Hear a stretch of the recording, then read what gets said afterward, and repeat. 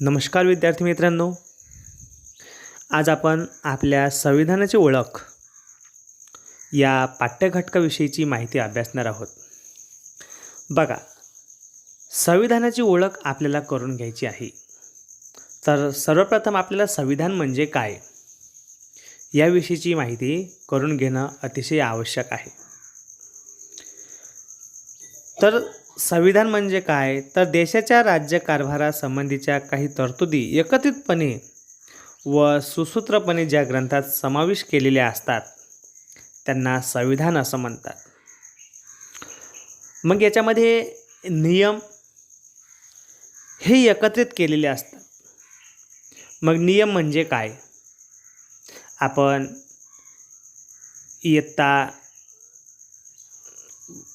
मागील इयत्तांमध्ये नागरिकशास्त्राच्या पुस्तकांमध्ये नियमांच्या आवश्यकतेविषयीचे बरेच मुद्दे समजून घेतलेले आहेत.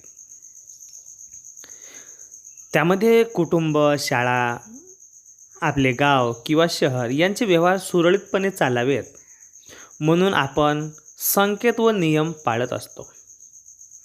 म्हणजे काहीतरी संकेत दिले जातात किंवा काहीतरी नियम असतात, त्यांचं पालन आपल्याला करावं लागतात. आता यामध्ये कुटुंबात नियम नसतात, परंतु प्रत्येक कुटुंबातील सदस्यांनी एकमेकांसोबत कसे वागावे, कसे बोलावे याविषयी काही संकेत असतात. नियम जरी नसले तरी संकेत मात्र असतात. त्याचप्रकारे शाळेमध्ये आपण प्रवेश घेतो, त्या प्रवेशासंबंधीचे काही नियम असतात. गणवेश आणि अभ्यास याविषयीही काही नियम असतात. विविध स्पर्धांचेही काही नियम असतात. आपण आपल्या शाळेच्या माध्यमातून जेवढ्या काही अनेक स्पर्धांचं आयोजन केलं जातं, आपण अतिशय आवडीनं त्या स्पर्धांमध्ये सहभागी पण होत असतो. पण आपण कधी विचार केला का की कोणत्या स्पर्धेमध्ये आपल्याला सहभागी व्हायचे, म्हणजे त्यामध्ये काय नियम आहेत? तर त्या नियमांसंबंधी आपल्याला आपल्या मार्गदर्शकांकडून वेळोवेळी सूचना दिल्या जातात, त्या नियमांची माहिती करून दिल्या जाते.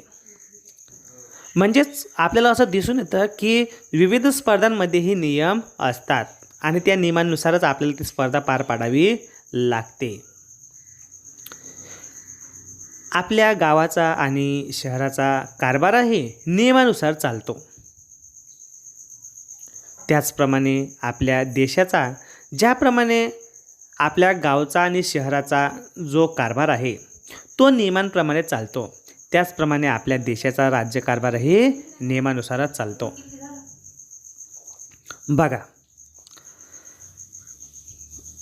गावाचा आणि शहराचा कारभार नियमानुसार चालतो, परंतु यांचा कारभाराचं स्वरूप हे अतिशय मर्यादित असलेलं आपल्याला दिसून येतं. आपल्या गावापुरतं शासन चालवणे, आपण ज्या शहरामध्ये राहतो त्या शहरापुरता कारभार चालवणे, अशा प्रकारे त्या गावापुरता किंवा शहरापुरता हा कारभार मर्यादित असतो. त्याचप्रमाणे आपल्या देशाचा राज्यकारभारही नियमानुसार चालतो.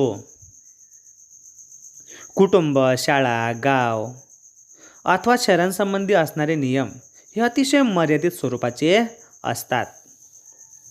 परंतु देशाच्या कारभारासंबंधीचे जे काही नियम आहेत किंवा तरतुदी आहेत ते मात्र अतिशय व्यापक असतात.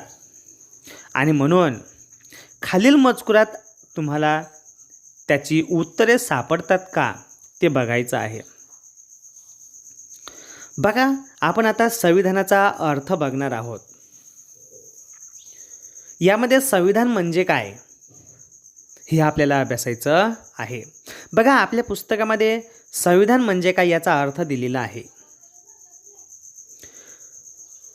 देशाच्या कारभारासंबंधीच्या तरतुदी एकत्रितपणे व सुसूत्रपणे ज्या ग्रंथात नमूद केलेल्या असतात त्याला संविधान असे म्हणतात.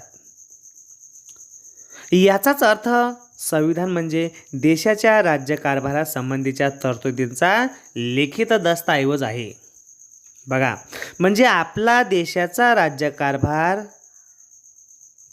चालवण्यासाठी जे नियम आहेत ते नियम लिखित स्वरूपाचे आहेत. असं आपल्याला समजतं. बघा, आपल्या देशाचा राज्यकारभार जसा आपल्या संविधानाच्या माध्यमातून चालतो तशाच प्रकारे बाकीच्या देशांचाही राज्यकारभार त्यांच्या संविधानामार्फत चालतो. पण त्या देशाची परिस्थिती कशा प्रकारची आहे, शासन पद्धती कशा प्रकारची आहे, रूढी परंपरा संस्कृती कशा प्रकारच्या आहेत, यावरून त्यांनी त्या देशाच्या संविधानाचा स्वीकार केलेला आहे. तशाच प्रकारे आपल्याही देशाच्या परंपरा संस्कृती आपल्या संविधानामध्ये नमूद केलेल्या आहेत. बघा, जनतेकडून निवडून आलेल्या प्रतिनिधींमधून शासन किंवा सरकार स्थापन केले जाते. बघा, आपण संसदीय शासन पद्धतीचा स्वीकार केलेला आहे आणि संसदीय शासन पद्धती म्हणजे जनतेकडून जे निवडून आलेले प्रतिनिधी असतात त्यांच्या मार्फत शासन किंवा सरकार स्थापन केलं जातं. संसदेचे जे सदस्य असतात त्यांना आपण खासदार असं म्हणतो आणि ज्या पक्षाचे खासदार जास्त निवडून येतील किंवा ज्या पक्षाचं प्रतिनिधी जास्तीत जास्त निवडून येतील त्या पक्षाच्या सरकारला सरकार स्थापन करता येते. आणि सरकार स्थापन केल्यानंतर संविधानातील तरतुदीनुसारच राज्यकारभार करण्याचं शासनावर बंधन असते. मग ते कोणत्याही पक्षाचे सरकार असो, संविधानातील तरतुदी किंवा त्यात नमूद केलेला कायदा मूलभूत असतो. म्हणजे संविधानामध्ये ज्या काही तरतुदी केलेल्या आहेत त्यामध्ये जो नमूद केलेला कायदा असतो तो अतिशय मूलभूत स्वरूपाचा असतो. सहसा त्यामध्ये जो मूळ चौकट आहे त्याच्यामध्ये बदल करता येत नाहीत. संविधानास विसंगत ठरतील असे जर त्यांनी कायदे केले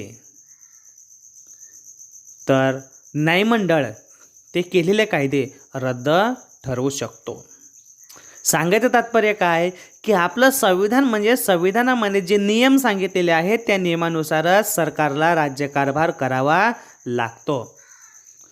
जर संविधानाच्या विरोधात किंवा संविधानास विसंगत असतील, जे नियम संविधानामध्ये सांगितलेलेच नाहीत, तरीही त्या नियमानुसार जर राज्यकारभार करण्याचा प्रयत्न केला तर असे कायदे शासनाला करताच येत नाही, शासन चालवताच येत नाही. आणि जर कायदे केले तर ते कायदे रद्द करण्याचा अधिकारसुद्धा कायदेमंडळाला असतो. म्हणजे अशा प्रकारे आपल्या संविधानामध्ये ज्या नियमांचा उल्लेख केलेला आहे, जे नियम सांगितलेले आहेत त्या नियमानुसारच आपल्याला राज्यकारभार करावा लागतो. त्यानंतर आपण बघणार आहोत संविधानातील तरतुदी. बघा, संविधानातील तरतुदी अनेक बाबींविषयी असतात. मग याच्यामध्ये आपण बघत आहोत की संविधानामध्ये काही नियम असतात. संविधान हे दुसरं तिसरं काही नसून नियमांचं पुस्तक. म्हणजेच भारताचा राज्यकारभार कसा चालावा त्याचे जे नियम असतात त्या नियमांचं पुस्तक. मग संविधानामध्ये कोणकोणत्या तरतुदी केलेल्या आहेत तर अनेक बाबींविषयीची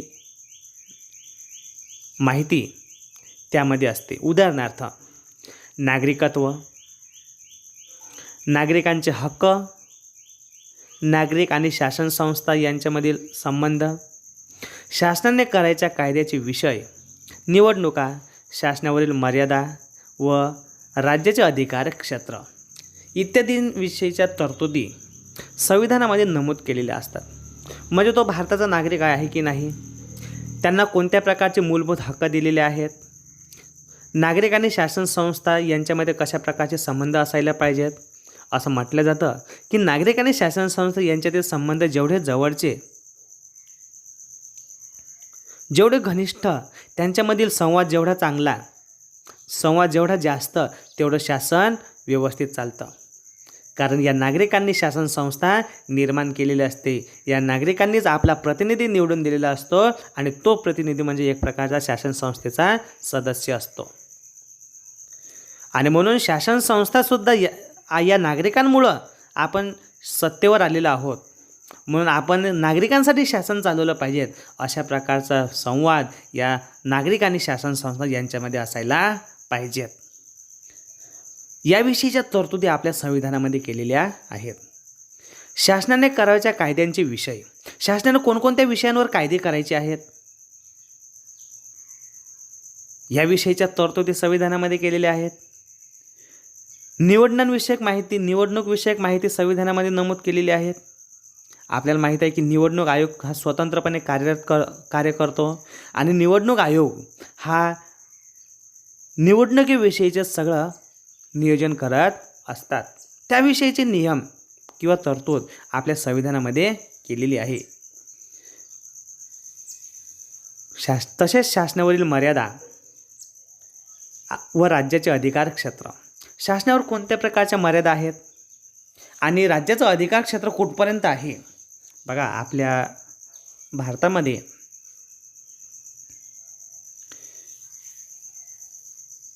एकूण 29 घटक राज्य आहेत.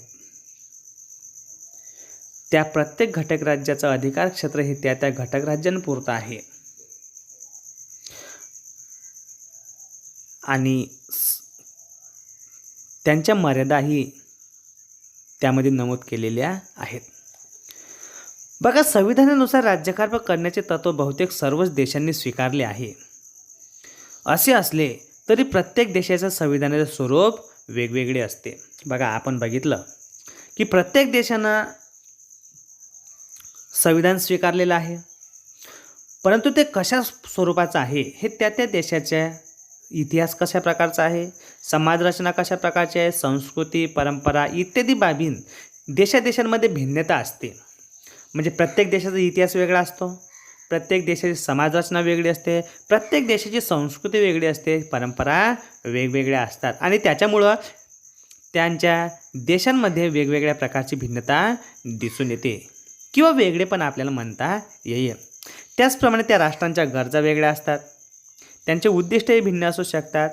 त्यास अनुरूप असे संविधान निर्माण करण्याचा ते प्रयत्न करत असतात आणि म्हणून या सर्वांचा विचार करून ते राष्ट्र आपल्या देशाचं संविधान कशा प्रकारे निर्माण करायचं याचा ते विचार करत असतात.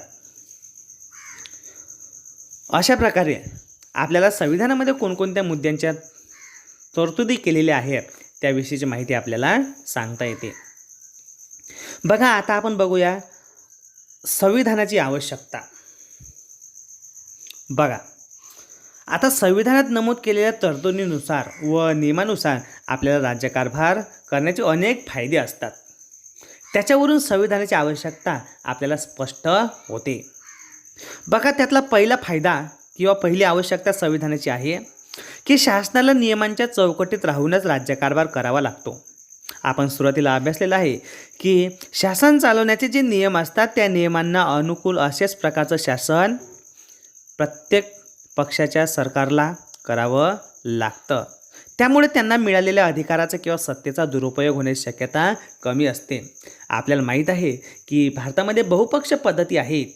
बहुपक्ष पद्धतीमध्ये निवडणुकीमध्ये अनेक पक्ष सहभागी होत असतात आणि त्याच्यामुळं कोणत्याही एका पक्षाला बहुमत प्राप्त असेल तर तो पक्ष सरकार स्थापन करू शकतो. पण आपण एवढ्या मोठ्या पक्षांचा पराभव करून विजय मिळवला म्हणजे आपल्याला हवं तसं राज्यकारभार करावा लागतो अशा प्रकारचा विचार जर ते करत असतील तर त्यांना त्यांना सत्ता स्थापन करण्याचा जो अधिकार मिळालेला आहे त्या अधिकाराचा किंवा सत्तेचा ते दुरुपयोग करणार नाहीत. यासाठी आपल्याला हे संविधानाची आवश्यकता असल्याचे आपल्याला दिसून येते. नंबर 2, संविधानात नागरिकांचे हक्क आणि त्यांच्या स्वातंत्र्याचा उल्लेख असतो. बघा संविधानामध्ये नागरिकांना हक्क दिलेले आहेत.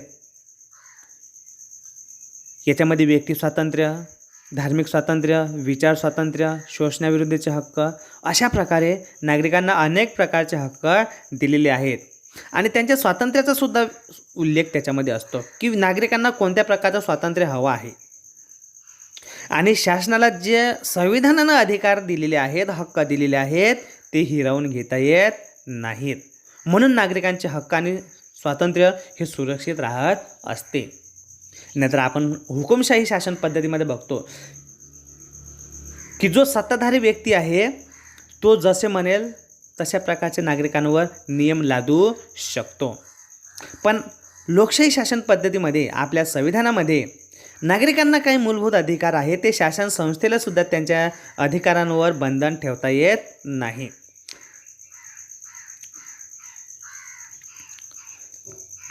त्यानंतर तिसरी आवश्यकता आपल्याला सांगता येते, संविधानातील तरतुदीनुसार राज्यकारभार करणे म्हणजे कायद्याचे राज्य प्रस्थापित करण्यासारखे आहे. बघा, संविधानातील तरतुदीनुसार राज्यकारभार करावा लागतो याचा अर्थ आहे की कायद्यानुसारच शासन चालवावं लागतं, कारण त्या सत्तेच्या गैरवापराला किंवा मनमानी कारभाराला वाव नसतो. बघा, जगामध्ये अजून काही आपल्या जगामध्ये काही देश आहेत की ते आपल्याला हवं तसं तानाशाही किंवा हुकुमशाही आपण म्हणतो.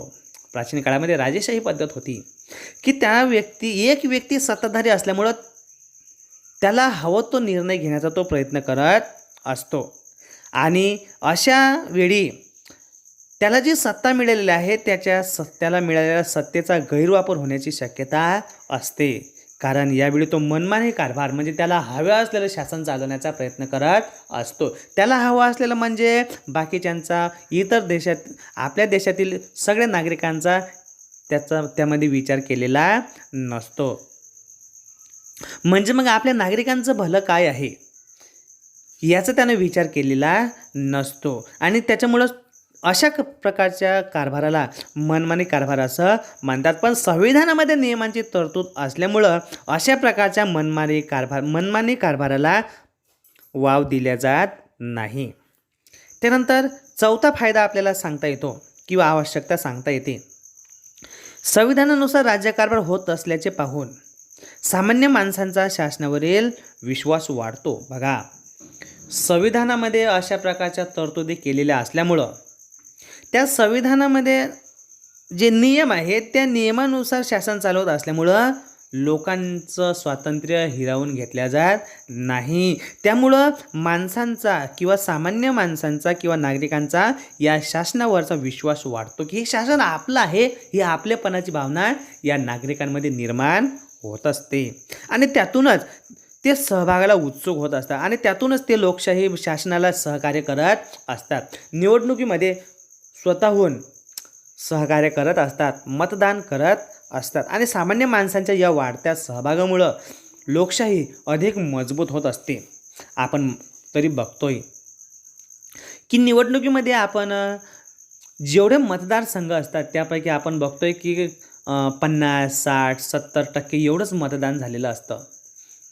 वास्तविक आता 100% जेवढे काही मतदाराची संख्या असते तेवढं मतदाराची संख्या आपल्या निवडणुकीमध्ये म्हणजेच मतदानामध्ये ते सहभाग होऊ शकत नाही. तरीसुद्धा त्यांची जी उत्सुकता असते ते शासनावरील असलेल्या विश्वासामुळे आपल्याला हे दिसून येते. त्यानंतर पाचवी आवश्यकता संविधानाची आपल्याला सांगता येते, संविधान त्या देशासमोर काही राजकीय आदर्श ठेवत असते. राज्यकारभार कशा प्रकारे चालवायचा आहे, आपल्या देशाची संस्कृती कशी आदर्श आहे याविषयीची सविस्तर माहिती आपल्याला त्या संविधानामध्ये नमूद केलेली असते आणि त्या आपले जे उद्दिष्ट आहेत, आपले जे हेतू आहेत, आपली संस्कृती जी आदर्श आहे त्या दिशेने वाटचाल करण्याचे बंधनही त्या राष्ट्रांवर असते आणि यातूनच जागतिक शांतता व सुरक्षितता, मानवी हक्कांचे संवर्धन होण्यास पोषक वातावरण निर्माण होत असते. म्हणजे त्या देशासमोर जो आदर्श असतो त्या आदर्शांमुळं आपण जगामध्ये शांतता प्रस्थापित करू शकतो, सुरक्षिततेचं वातावरण निर्माण करतो. कारण आपल्याला माहीत आहे की जगामध्ये अनेक प्रकारच्या काही जागतिक समस्या आपल्याला दिसून येतात, तरीही त्या समस्यांवर आपण मात करू शकतो. त्यानंतर शेवटची आवश्यकता आपल्याला सांगता येते की नागरिकांच्या कर्तव्याचा उल्लेख संविधानात असल्याने नागरिकांची जबाबदारी निश्चित होते. बघा, नागरिकांचे काही कर्तव्य असतात, कर्तव्य आणि जबाबदारी यांचाही उल्लेख आपले काही हट्ट असतात, आपले काही हक्क असतात. आपण सांगतो की मला अशा अशा प्रकारच्या वस्तूंची आवश्यकता आहे. पण त्यासोबतच आपण त्यासाठी काय करायला पाहिजेत, हे नैतिक जो विचार आहे याला जबाबदारी असंही म्हणतात. आणि नागरिकांना जसे संविधानानं कर्तव्य दिलेले आहेत, तशाच प्रकारे नागरिकांना त्यांची जबाबदारीसुद्धा निश्चित केलेली आहे. अशा प्रकारे आपल्याला संविधानाची आवश्यकता म्हणजे काय याची माहिती सांगता येते. त्यानंतर आपण बघणार आहोत राज्यकारभार म्हणजे काय. बघा, आतापर्यंत आपण सांगितलं की भारताचा राज्यकारभार संविधानानुसार चालावा किंवा भारताचा राज्यकारभार करण्यासाठी काही नियमांची आवश्यकता आहे आणि ते नियम ज्या पुस्तकामध्ये एकत्रित करण्यात आलेले आहेत त्याला संविधान असं म्हणतात. मग राज्यकारभार म्हणजे काय हे आपल्याला समजून घ्यायचं आहे. बघा, देशाच्या राज्यकारभारात कोणत्या बाबी समावेश केलेल्या असतात माहीत आहे का तुम्हाला? तर देशाच्या सीमारेषांचे संरक्षण करणे, आपल्या देशाचं जे क्षेत्रफळ आहे त्या क्षेत्रफळमध्ये आपल्या ज्या सीमा असतात त्या सीमांचं संरक्षण करणे हे आपल्या देशाचा राज्यकारभाराचा एक भाग आपल्याला दिसून येतो. आपण बघतोय की अहोरात्र आपले जे सैनिक आहेत आपल्या राष्ट्रीय सीमांचं संरक्षण करत असतो आणि त्यांच्या संरक्षणामुळं आपण अतिशय आनंदानं आणि सुरक्षितपणे राहत असतो. त्यासोबतच परकीय आक्रमणापासून जनतेचे संरक्षण करणे, इथपासून ते दारिद्र्य निर्मूलन. आता हे झालं सीमेचं संरक्षण करणे, देशाचं संरक्षण करणे, बाहेरचं आक्रमण होत असेल तर त्यापासून आपलं संरक्षण करणे हे शासनाची जबाबदारीच असते. त्यामध्ये आम्ही आमच्या जनतेचं संरक्षण केलं हे सांगण्याची गरजसुद्धा शासनाला नसते, कारण आपल्या देशाचं संरक्षण करावं यासाठी तर त्यांना सत्ता आपण स्थापन करू दिलेली असते. आणि इथपासून ते समाजातील काही गरजा असतील, समाजाच्या काही गरजा असतील, समाजाच्या काही समस्या असतील तर ते सुद्धा दूर करण्याचा प्रयत्न या शासनानं करायला पाहिजेत, कारण त्यांचाच समावेश आपल्याला राज्यकारभारामध्ये करता येतो. बघा, दारिद्र्य निर्मूलन, रोजगार निर्मिती, शिक्षण व आरोग्य सेवा, उद्योग व्यवसायांना प्रोत्साहन, दुर्बल घटकांचे संरक्षण, महिला, बालके व आदिवासींच्या प्रगतीसाठी उपाययोजना करणे इत्यादी अनेक विषयांबाबत शासनाला काही कायदे करावे लागतात. बघा, आपल्या समाजामध्ये आपल्या देशामध्ये समाजाची विभागणी दोन प्रकारची झालेली आपल्याला दिसून येते. याच्यामध्ये काही अतिशय गरीब लोक तर काही अतिशय श्रीमंत लोक, काही मध्यमवर्गीय आपल्याला दिसून येतात. पण सर्वात जास्त लोकसंख्या प्रामुख्याने आपल्याला जी गरिबी आहे त्यांची दिसून येते आणि म्हणून ही गरिबी दूर केली पाहिजेत, म्हणजे दारिद्र्य निर्मूलन केलं पाहिजेत, यासाठी आपण प्रयत्न करायला पाहिजेत. त्यासोबतच दारिद्र्य निर्मूलन करण्यासाठी त्यांना रोजगार उपलब्ध करून द्यायला पाहिजेत. त्यासाठी त्यांनी शिक्षण घ्यायला पाहिजेत, त्यांच्या आरोग्य विषयक सेवा द्यायला पाहिजेत, उद्योग व्यवसायांना प्रोत्साहन द्यायला पाहिजेत, दुर्बल जे घटक आहेत त्यांचं संरक्षण व्हायला पाहिजेत, त्यामध्ये महिला, बालके, आदिवासी यांच्या प्रगतीसाठी उपाययोजनासुद्धा करायला पाहिजेत.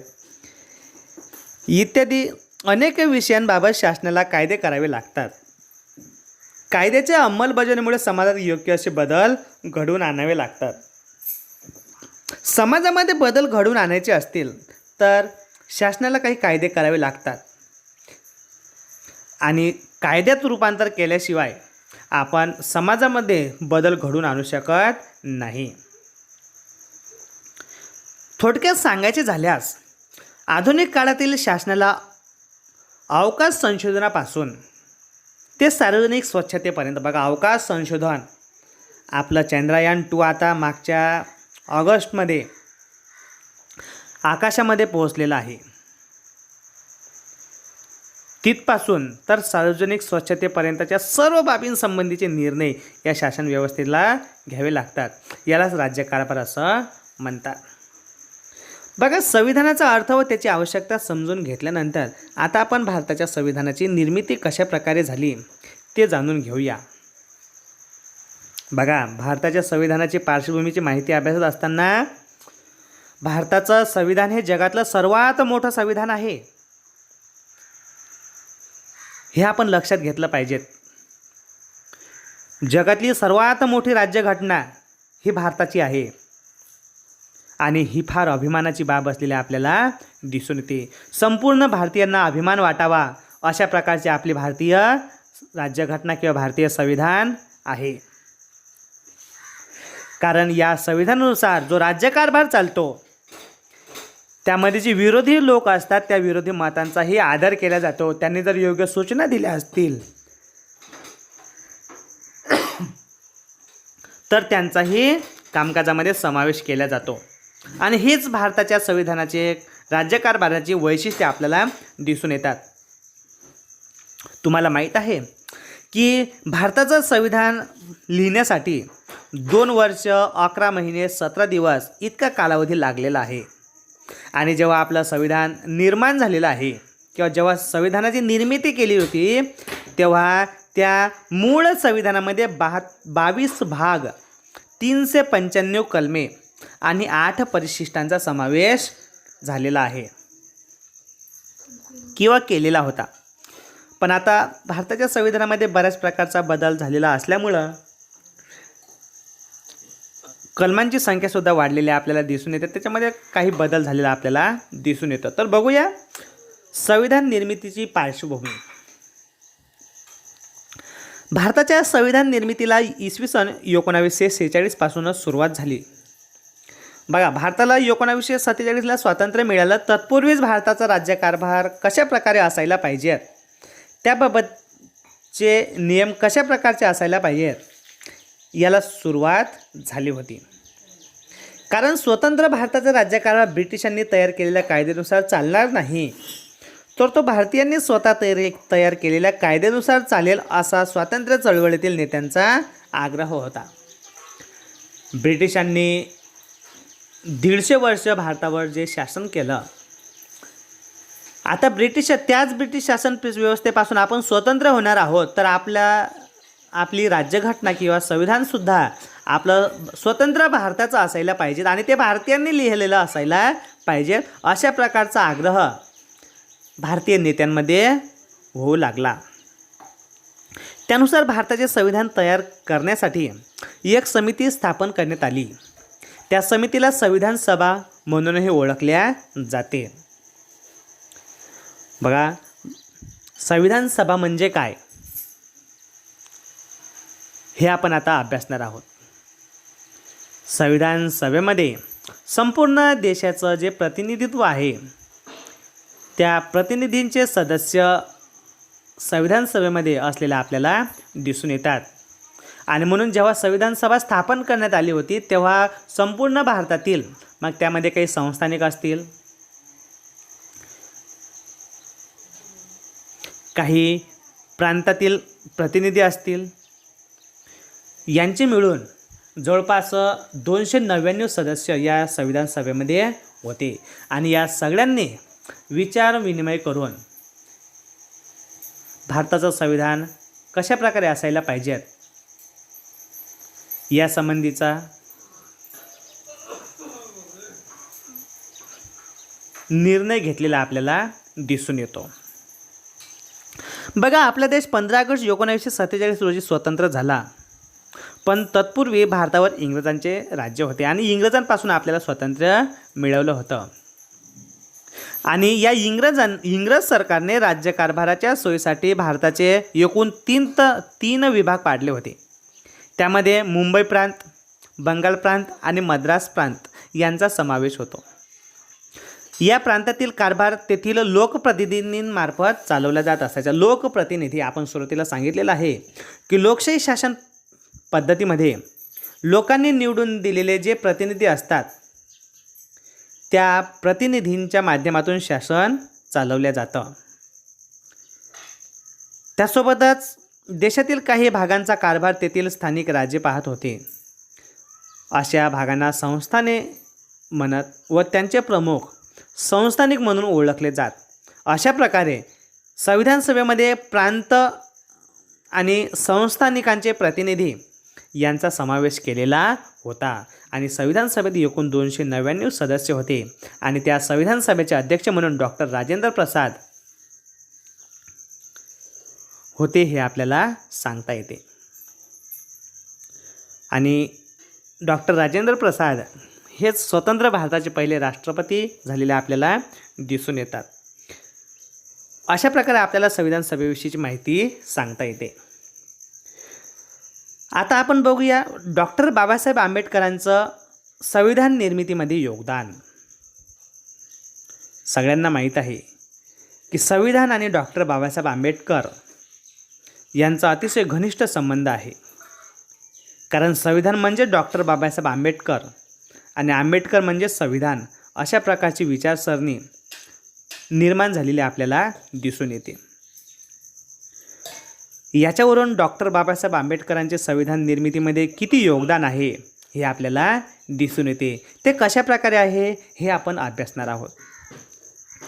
डॉक्टर बाबासाहेब आंबेडकर हे मसुदा समितीचे अध्यक्ष होते. मसुदा समिती म्हणजे काय की राज्यघटनेमध्ये ज्या नियमांची निर्मिती करावी लागते ती नियम करण्याची जी समिती होती तिला मसुदा समिती असं म्हणतात. आपण म्हणतो कच्ची राज्यघटना किंवा कच्चा जो मसुदा असतो तेच तयार करण्याचं कार्य डॉक्टर बाबासाहेब आंबेडकरांनी घेतलं होतं. आता मसुदा समितीचं अध्यक्षपद डॉक्टर बाबासाहेब आंबेडकरांना देणे यालाही इतिहास असलेला आपल्याला दिसून येतो. कारण डॉक्टर बाबासाहेब आंबेडकर हे 20व्या शतकातील प्रकांड पंडित, कायदे पंडित म्हणून संपूर्ण जगामध्ये नावारूपाला आलेलं व्यक्तिमत्व आपल्याला दिसून येतं. कारण जगातील अनेक देशातील राज्यघटनांचा अभ्यास त्यांनी केला होता. त्यासाठी त्यांनी अहोरात्र अभ्यास चिंतन केलेलं होतं आणि नेमका त्यांच्या याच अभ्यासाचा आणि चिंतनाचा विचार करून त्यांनी संविधानाचा मसुदा तयार केला होता. डॉक्टर बाबासाहेब आंबेडकरांनी तयार केलेला संविधानाचा जो मसुदा होता त्यांनी संविधान सभेपुढे मांडला. म्हणजे डॉक्टर बाबासाहेब आंबेडकरांनी कच्ची राज्यघटना जेव्हा तयार केले, संपूर्ण नियम जेव्हा तयार केले तेव्हा ते तयार केलेले नियम त्यांनी या संविधान सभेसमोर मांडले. तेव्हा डॉक्टर बाबासाहेब आंबेडकरांनी जे नियम संविधान सभेसमोर मांडले तेव्हा संविधान सभेतील सदस्यांनी ते जसे तसे स्वीकारले नाहीत.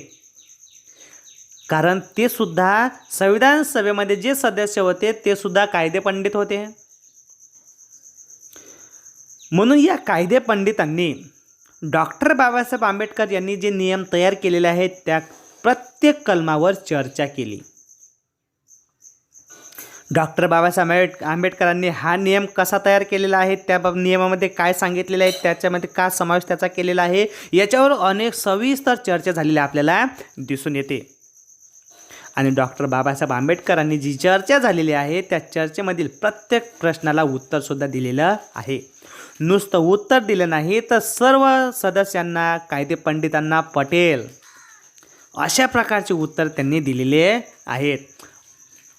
अशा प्रकारच्या अनेक दुरुस्त्याही त्यांनी सुचवलेल्या आहेत, त्यासुद्धा स्वीकारलेल्या आहेत.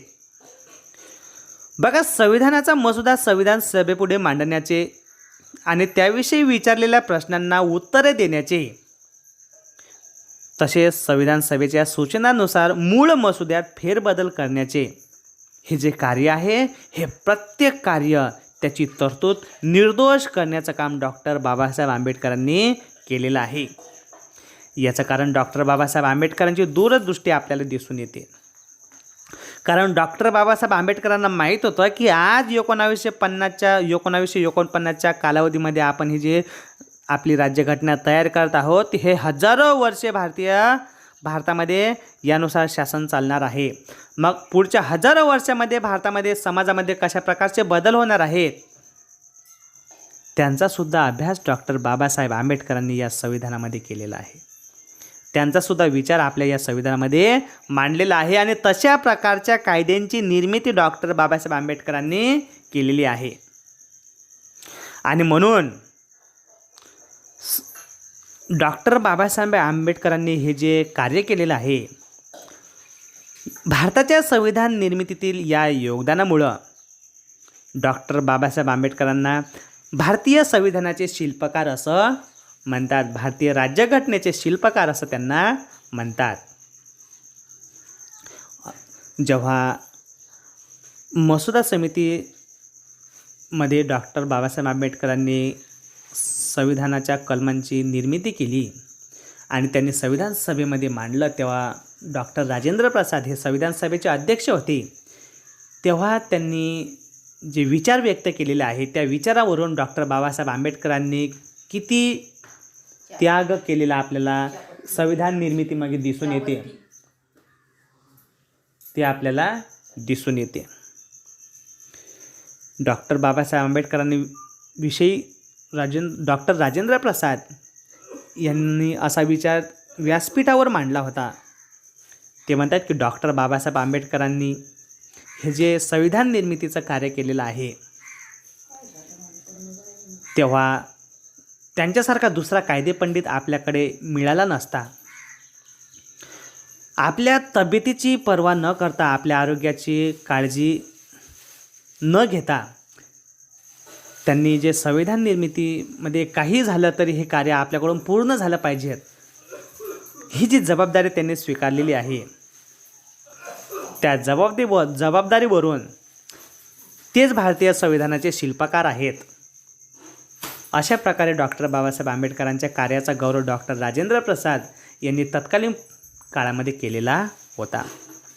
आणि संपूर्ण संविधान लिहून पूर्ण झाल्यानंतर संविधान सभेने त्यास मान्यता दिली व त्याचा स्वीकार 26 नोव्हेंबर 1949 रोजी केला. म्हणजे 26 नोव्हेंबर 1949 रोजी संपूर्ण भारताची ही जी राज्यघटना आहे ही तयार झालेली होती. आणि म्हणून 26 नोव्हेंबर हा दिवस आपण संविधान दिन म्हणून साजरा करतो. आणि 26 जानेवारी 1950 पासून आपण संविधानातील तरतुदीनुसार देशाचा राज्यकारभार चालवण्यास सुरुवात केली. आणि त्या दिवसापासून भारताचे प्रजासत्ताक राज्य अस्तित्वात आलं. प्रजासत्ताक म्हणजे प्रजेचे राज्य, म्हणजेच प्रजेनं चालवलेलं राज्य. कारण जे प्रतिनिधींच्या माध्यमातून जे आपलं सरकार चालतं, आता त्या प्रतिनिधींचं सरकार स्थापन झालेलं आपल्याला दिसून येतं. आणि म्हणून 26 जानेवारी हा दिवस आपण प्रजासत्ताक दिन म्हणून साजरा करतो.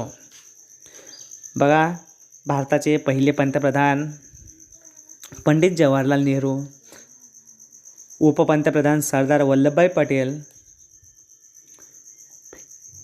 हे पहिले गृहमंत्रीसुद्धा होते.